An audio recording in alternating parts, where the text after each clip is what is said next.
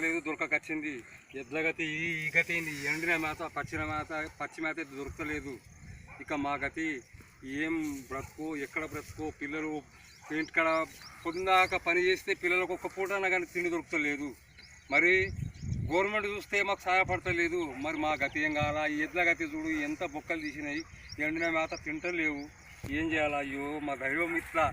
ఎప్పుడు రైతు, ఎప్పుడు మా బాధలు ఇంతే. ఇక ఏం చేద్దాము? మాకు ఏం తెలియకుంటున్నది. ఎవడు మాకు సాయం చేస్తుంది? ఈ బసవరాజుల మీద మా బతుకు. మరి మా బతుకు ఇవి లేకుంటే మా బతుకే లేదు. మరి మక్కలికినా అవి వచ్చి పందులు పీకి పడేస్తున్నాయి. మరి మినుము పెసరాలకి నా కోతలన్నీ లేత ఉన్నప్పుడే తినేస్తున్నాయి. ఆ జింకలు అయితే మొత్తానికి సోయాబీన్ మొత్తం దీన్ని పడేస్తున్నాయి. ఇక ఉన్నది. ఇక మేము ఏం చేయాలను, ఎక్కడ చేయాలి? మా అతిగతి వాగుల్లో నీళ్ళు లేవు, వంటల్లో నీళ్ళు లేవు, వానాదేవుడు కరుణించలేడు. మా బతుకులు ఇట్లా ఆయే కొడుక, ఏమి చెయ్యాలి కొడుక? దేవుడా మమ్ము కరుణించి కాపాడు. అయ్యో రామా ఇక ఏమి చేస్తుంది కొడుక? చెరువుల్లో నీళ్ళు లేవు, వాగుల్లో నీళ్ళు లేవు, వంతల్లో నీళ్ళు లేవు, వానాదేవుడా నువ్వు కరుణిస్తూ మమ్ము లేవు.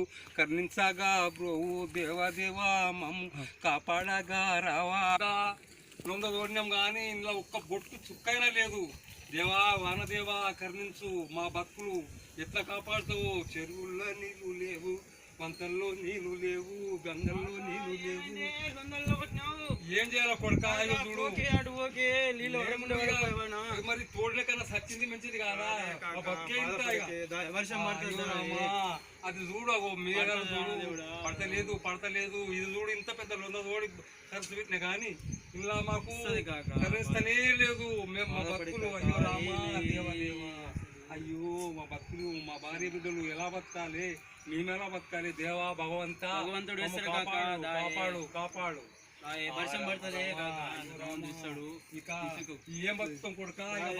అయింది బతుకు ఎంత పడిపోయింది. ఇక వర్షాలు పడతాయి, దేవుడికి ఎన్నో పూజలు చేసాం కానీ వాన అంటేనే లేదు.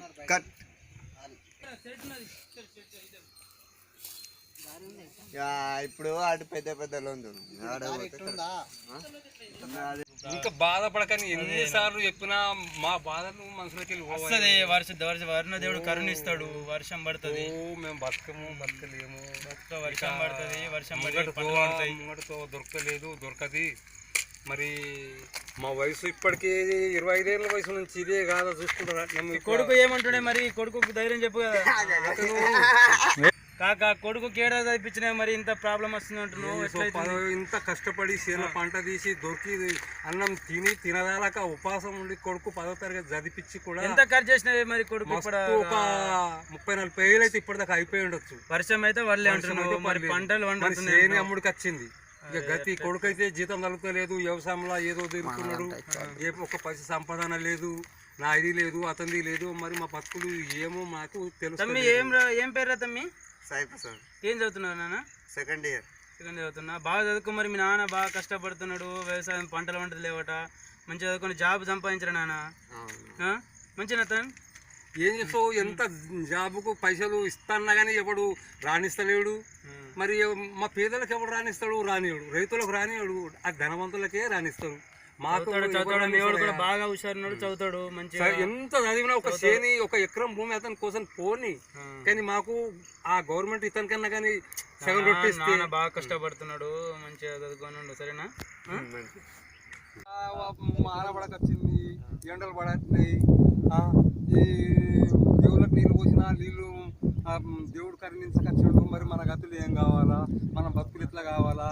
మరి మనం ఎట్లా బతుకున్నాం? మన భార్య పిల్లలు మరి ఏ గవర్నమెంట్ కూడా మనకు ఇది ఇస్తలేడు. మనది బతికెంత, మన కథలు ఎంత? ఎప్పుడు మనం ఇంతే. మనది ఎట్లా కావాలా? మన పిల్లలు పెళ్ళిళ్ళు ఎట్లా కావాలా? మన భార్య బిడ్డలకు ఎట్లా బతికిద్దాము? మనది ఏం చేద్దాము? మరి చెప్పు, నీకైనా ఏమన్నా తెలిస్తే. నాకైతే ఏం తెలియకొచ్చింది. ఆ దేవుడే కరుణిస్తలేడు. మీకు తెలిసినది మాకేం తెలుస్తుంది? అయ్యో నేను తెలిసిందే నీకు మాట్లాడుతున్నా. మరి నువ్వు మక్కలకి రావు లేదా? నీ పందులు తిన్నాయా లేదా? తిన్నాయా లేదా? మరి అట్లా తిన్నాక మనం ఎట్లా బతుకుతాము? అయితే మరి ఏం చేద్దాం? అది మా బతుకులు ఇంత అయినా కదా మరి మేము ఎట్లా చేద్దాము? మరి గతి ఏం కావాలా?